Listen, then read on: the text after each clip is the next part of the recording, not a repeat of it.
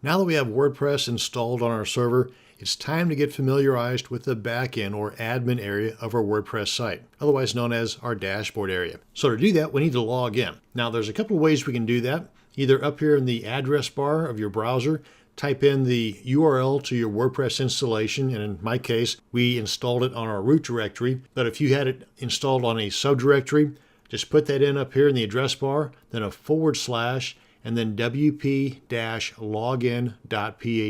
Or in a lot of cases, the default theme that you had installed will include in one of the widget areas an area called the meta box, which has a login link. You can just simply click on that and it brings you to the login page. You see, wp-login.php. Now here is where you enter your username and password that you had added in the installation process. Now I'm going to demonstrate what it looks like if you add the wrong stuff because of that plugin that we had installed during our WordPress installation process called the Loginizer. This is the incorrect stuff. So if we try to log in, we get this. And this is all customizable, which we're going to cover in greater detail in a future video where we dive deeper into that particular plugin. But just know that if you see this, don't freak out. Just know that you put in the wrong stuff and you better go hunt it down. So let's go ahead and enter the right stuff and click on Login.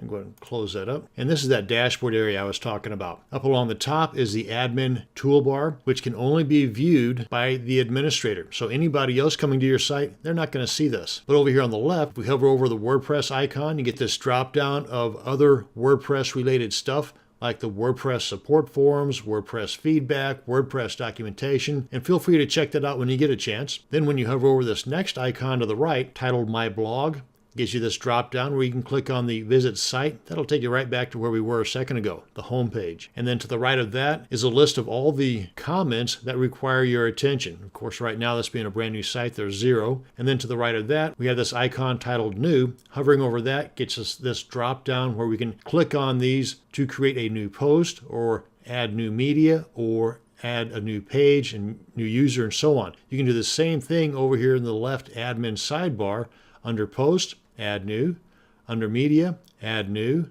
under pages, add new, and so on. And we're going to dive deeper into all of these elements in upcoming videos. So just because I'm skating over these right now, don't worry, we're going to get into those. And then moving across to the far right of this admin toolbar, we have our username. And when you hover over that, you get this drop down where you can edit your profile stuff like change your password. You can log out from the site here as the administrator. And this image here is the icon or the gravatar associated to your username. And we'll cover how this can be changed at a later date. Now on the dashboard page itself, we have these different modules. This is the welcome module, at a glance, activity, and so on. Now you can turn these on or off or display or remove them right up here under the screen options tab. Hit that drop down and you can see all these are checked right now. If we wanted to get rid of the welcome module, just remove the check mark. Ta-da! And this screen options tab, by the way, is available on each one of these pages you're going to encounter over here on the left admin sidebar, and it's specific to that page. So as you can see here, this is just the stuff for the dashboard page.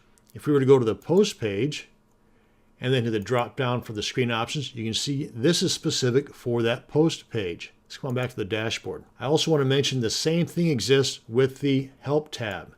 The Help tab gives you more information related to that particular page. This is help information related to the dashboard page. You would have different help information related to the post page if that's where you're at, or the pages page, and so on.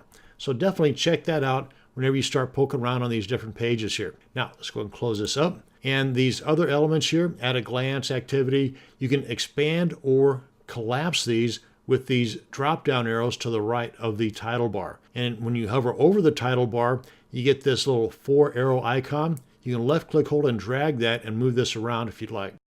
Now, if we move over to the left admin sidebar, again, we're going to cover all of these in their own individual set of videos, so don't worry about those right now. I do want to mention, though, that since we installed and activated that one plugin called Loginizer during the installation process, it added its own settings tab over here on the left sidebar. A lot of times whenever you add a new plugin, you'll either see it over here in the left sidebar or it will be stuck in amongst one of these other tabs. Usually it's the settings tab. But again, We're going to cover that in greater detail in upcoming videos. Now, just before I close this out, I do want to mention that if this is a little much for you and you want more workroom over here, you've got this collapse menu button down at the bottom, and there all that is displayed is the icons for those items. And to expand it, just hit that button again. And that's going to bring us to the end of our tour of the dashboard and other areas of the admin section of our WordPress site. Thanks for watching, and you have a great day.